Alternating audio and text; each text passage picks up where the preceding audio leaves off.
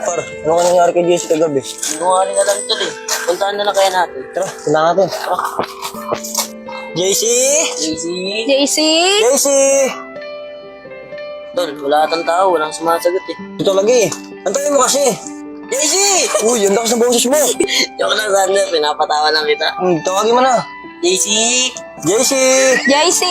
Kayo pala yan. Ate, andyan po ba si JC? Wala eh. Kagabi pa kasi hindi siya umuwi eh. Kagabi lang po, nakita po namin yung tumatakbo eh. Oo nga eh. Kasi napagtaasan ko kasi siya ng boses kagabi. Baka pwede naman, pakihanap naman si JC. Nag-aalala na kasi ako sa kanya eh. Sige po, te. Hanapin na lang po namin. O paano, Lepot, Diana? Hanapin na natin si JC. Tara. Sana naman mahanap naman nila si JC. Tita, sino po yung nahanap? Nahanap nila si JC. Tita, okay lang po ba kung sumama ka sa kanila sa paghahanap? Sige, samama na lang sila sa paghahanap. Gamitin mo na rin pala yung pulang payong dyan para hindi ka maulanan. Sige po, tita, alis na po ako. Sige, mag-iingat ka ah. Asa yung mga yun? Sander! Dayan! Teka lang, sama ko sa paghanap kay JC. Para malibang-libang ka rin. Lagi ka na nabuboring sa bahay niyo. Tara. Dapat pala, hindi ko na sinabi kay mama yun. Nagalit tuloy si mama. Hindi naglalagay yun si JC. Hindi ko nga rin alam ito eh. Mag-iwalay na lang kaya tayo. Sige tol, para mas mabilis natin siya makita. Diyan na lang kayo ni Diyan. Dito na kami lihanan. Siyempre oh. Sige tol, kayo din.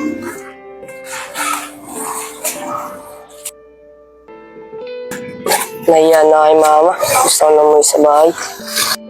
Kapasig ginawa yun. Diskarte na lang mga kain dito. Naingit naman yung bata. Pagkain. Okay, napapagod na kakalap kay JC. Pahinga kaya muna tayo. Talaga di, ang isis mo lang lalakad natin eh. Napapagod ka agad. Mag-isis ka siya sa siya kasi. Ang ngit ng matay no. Tara nang hanapin na natin. Oh, ito pala si JC. Sander, saan kayo galing? Sa tama mo, kaya ka pa namin hinahanap. Saan ka na pinupunta? Yan lang sa guard house. Kaya na siya umuwi sa bahay.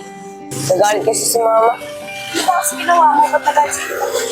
Naalala yung sinabi sa inyo kapag. Sinabi ko na kay mama. Kaso nagalit. Kasi sinuntawa mo yun, dahil mo magugustuhan, si Ana pa. Ewan ko ba, ba't si Ana po nagustuhan ko eh. JC, huwag mo na ulitin yun ha.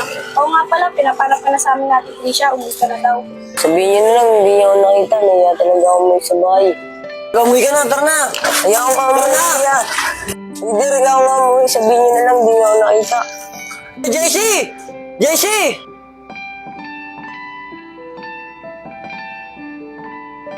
Tingin mo. Oh, ay pala sila ano. JC. Uy, Sander. Nakita niyo na si JC? Oo tol, nakita namin dun sa may tulay. Ba't di niyo pa sinama? Nakita niyo naman pala eh. Hindi pinili, pinata ko pa nga, kita nung dito kay Diana. Oo nga, inapakarap ka rin sa'yo.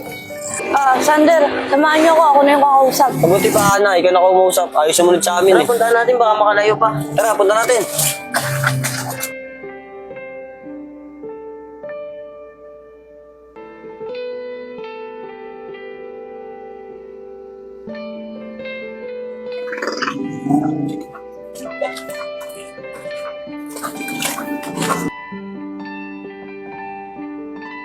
Tara, diretso pa. Tingin ko, nandun lang yung sa dulo.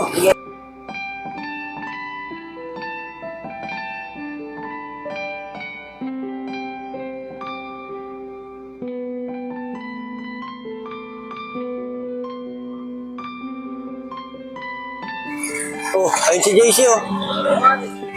JC! JC, ano ba? Takbo. Ano ba problema? Ano, naiya na kasi ako yung mama eh. Ano ka ba? Pinapawi ka na nga dito eh. Sige na, uwi ka na sa bahay. Sorry Ana, naiya na talaga ako yung mama.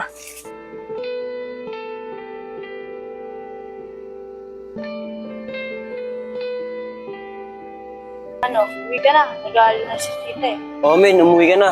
Pinag-aalala mo lang sa Ate Tracy eh. Kaya nga, Sige na nga. JC!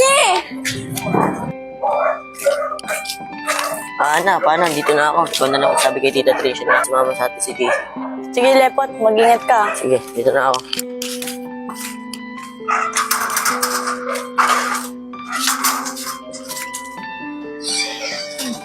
Ana, kamusta na nga pala yung paghahanap niyo kay Digma?